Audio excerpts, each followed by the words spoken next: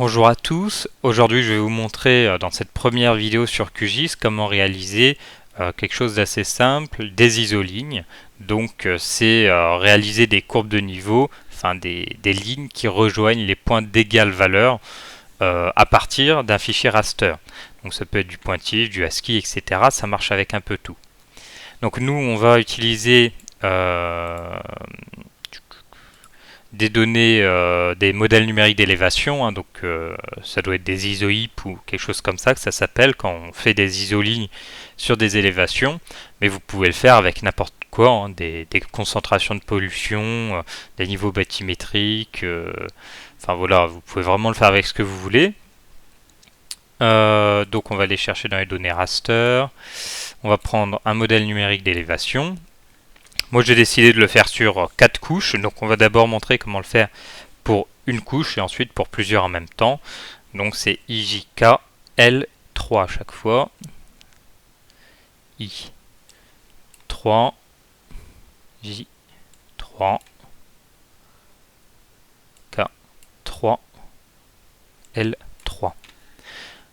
Voilà, on peut refermer ça. Donc on peut les afficher comme ça nous permettra d'aller un petit peu plus vite ensuite dans les étapes, mais on pourra aussi à chaque fois aller les rechercher dans les données sans avoir à les ouvrir initialement ici. C'est vraiment au choix. Donc vous allez voir là c'est assez simple, hein, il suffit d'aller dans les outils de traitement des fichiers raster sur QGIS. Donc vous avez soit les outils de traitement de vecteurs, soit les outils de traitement de raster. Et on a ici dans les extractions, donc vous voyez on a un certain nombre de jeux d'outils qui sont préenregistrés et directement accessibles, dont dans les extractions on a quelque chose qui s'appelle contour. Et cet outil, eh bien, vous voyez, nous permet de réaliser les contours pour une couche raster. Ici on va prendre L3 qui est le premier. On va mettre la bande 1, de toute façon nous n'avons qu'une bande, hein, on n'est pas en RGB. L'intervalle des courbes de niveau, bon là je vais le mettre en 0,1. Donc évidemment, vous quand vous allez le faire, vous allez peut-être mettre 10 mètres. Moi c'est parce que j'ai certaines exigences, c'est pour faire d'autres traitements ensuite. 0,1, vous allez voir, c'est relativement illisible ensuite. C'est parce que moi je vais réaliser d'autres traitements, mais vous pouvez par exemple mettre au mètre ou au 10 mètres. Si vous êtes sur des résolutions type 25 ou 75 mètres qui sont assez répandues, évidemment vous n'allez pas mettre 0,1, ça n'aura aucun sens. Par contre vous pouvez mettre 5, 10, 50 mètres qui sont en général les plus utilisés. Décalage par rapport au excusez-moi. Donc on va créer un nouvel attribut qui donnera la valeur du champ. Donc ici c'est élève, ça va aller très bien puisque c'est effectivement des élévations qui vont être créées. Par exemple, vous allez avoir une ligne qui va avoir une valeur d'attribut de 10 dans élève. Ça veut dire que voilà. Ça veut dire qu'on a une élévation de 10 mètres. Donc décalage par rapport au 0, et bien moi par exemple ici, la limite, je le sais parce que je l'ai regardé, la limite la plus basse de mon raster de la zone étudiée, c'est 70 mètres.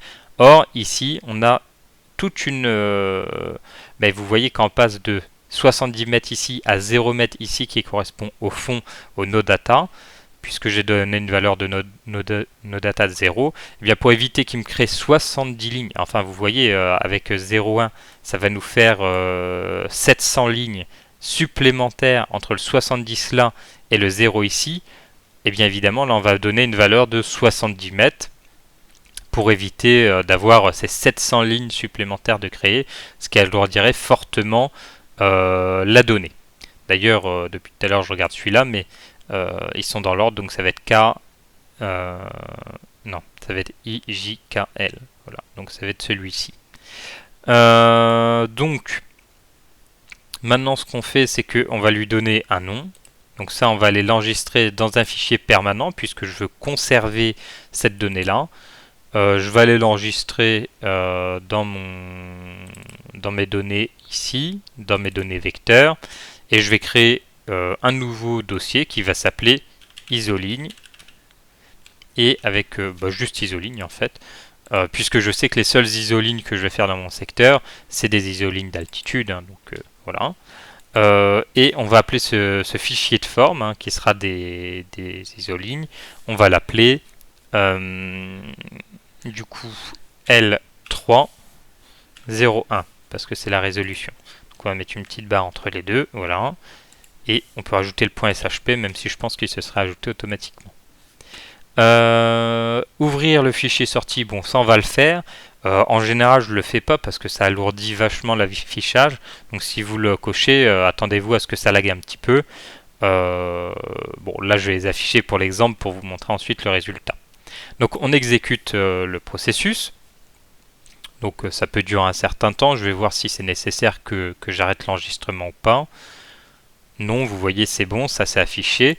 Et maintenant si on zoome très fort, parce que là 0,1 vous voyez ça fait quasiment un drapage de la zone. Et si on zoome très fort, on va voir qu'on a vraiment des courbes de niveau. Donc je pourrais vous montrer dans une prochaine vidéo comment les rendre plus lisibles. Mais pour le moment, vous voyez, ça fait vraiment, on a une sorte de drapage qui se fait. Et vous voyez qu'on peut déjà apprécier un petit peu la topographie du site. Bon, il faut avoir quelques informations, comme le fait que la zone ici est plus haute en élévation par rapport à la zone ici. Et donc là, on commence à voir qu'on a un plateau qui se dessine et un talus. Voilà, c'était comment on fait pour faire des isolignes sur une seule forme. Comme vous voyez ici, on a la fameuse zone avec des tonnes d'isolignes. Donc là, on l'a déjà allégé de 700. Vu le nombre qu'il y en a, on aurait probablement pu l'alléger davantage, peut-être même à 100 mètres ou 200 mètres. Donc ça, c'est à établir avant de lancer le processus. Maintenant, je vais vous montrer comment réaliser la même chose mais sur... Ah, je ne l'ai pas bien nommé, j'ai l'impression. Information. Ah oui, j'aurais dû mettre la barre avant le 0. Enfin, peu importe, de toute façon, je vais le refaire. On va faire la même chose avec K, J et I. Donc, ce que je vais faire, c'est que je vais supprimer celui-ci parce que, comme vous voyez, je l'ai mal nommé. De toute façon, vu que je vais faire un processus de l'eau, entre en faire 3 ou 4, c'est la même chose. Donc, on va aller dans nos rasters, dans nos vecteurs, dans nos isolignes et on va supprimer, clic droit, supprimer le fichier. Voilà, il était supprimé avec succès. Et maintenant, on va réitérer la même opération, mais sur 4 fichiers en même temps. Pour cela, il suffit de faire exécuter comme processus de l'eau. Et cette fois-ci, vous voyez, on a L3. On peut ajouter en cliquant ici. Donc L3, K3, J3 et I3. Ici, on va modifier à chaque fois 0,1, 0,1, 0,1.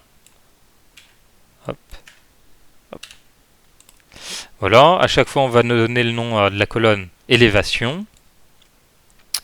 Et à chaque fois, on va l'enregistrer dans les isolignes. Et donc, si on reprend dans l'ordre, enfin dans le mauvais ordre, mais bon, vous avez compris, L3, 0,1.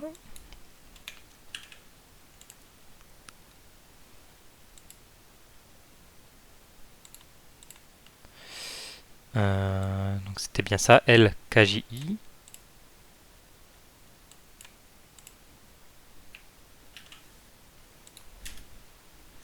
K.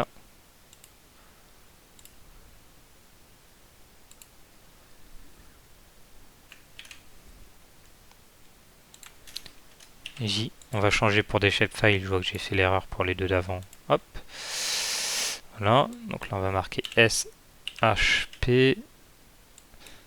SHP. D'ailleurs, on va directement copier ça. CTRL V et I. Voilà. De cette manière, tous les champs sont correctement remplis. Et on peut exécuter. Donc là, ça va être un tout petit peu plus long. Donc je vais faire une petite pause. Il y en a peut-être pour... on va regarder l'heure. Il est 11h34. Ah, on a 25%. Je reviens quand c'est fini. Peut-être que c'est tout de suite. Voilà, donc on est 1 minute après. On peut, donc forcément, vu que je n'ai pas coché la case, vous voyez ici, charger les couches, et bien il ne me les a pas affichées, ce qui fait que ça a été un petit peu plus rapide. Mais on peut les afficher. Et voilà, de cette manière, on va avoir directement nos 4 fichiers. Évidemment, c'est difficile à voir quand c'est aussi condensé, Mais là, on voit bien la topographie, on voit vraiment le parcellaire qui se dessine au travers de ces isolignes. Et puis voilà. Bon, bah, j'espère que cette vidéo vous aura été utile et à la prochaine fois.